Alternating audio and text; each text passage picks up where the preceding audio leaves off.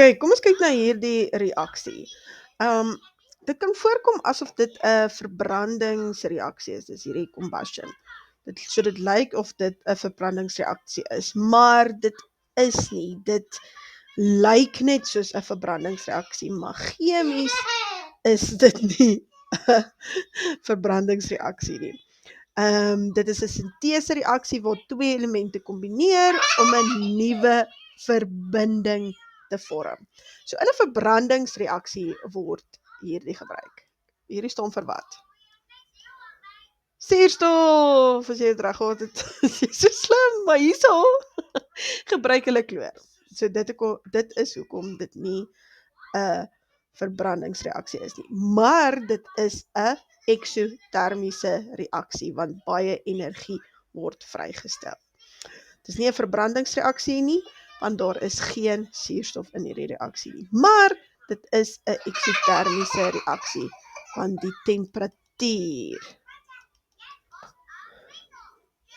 gaan op. Baie energie word vrygestel. Okay, so kom ons gaan aan om hierdie reaksie te balanseer. Okay, so wat ek daarvan hou om te doen, is om dit so te deel, mos nou van die reagens en die produkte, dan gaan tel ek van die elemente aan die een kant. Hier is 1 persek sodium natrium, hierso is 2 chloor, hierso is 1 natrium, en hier is 1 chloor. Okay, dan hou ek daarvan om verskillende kleur te gebruik, sodat ek kan sien waar ek al gebalanseerd het, waar het ek die koëffisiënte verander. Skus tog.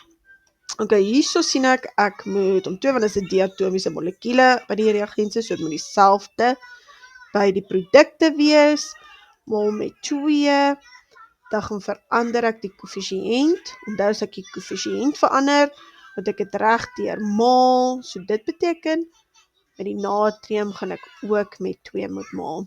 Maar nou is die natrium aan die reagense se kant nie gebalanseerd nie. So ek moet daar ook maal met 2. So moet sy koëffisiënt ook gaan verander.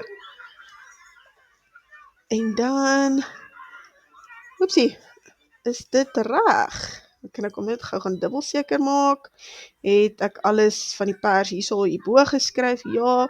Dan kan ek nou net soos met my pen gaan uitvee om nou seker te maak ek het dit nou alles met my pen ingeskryf. En dan daar is jou reaksie gebalanseerd.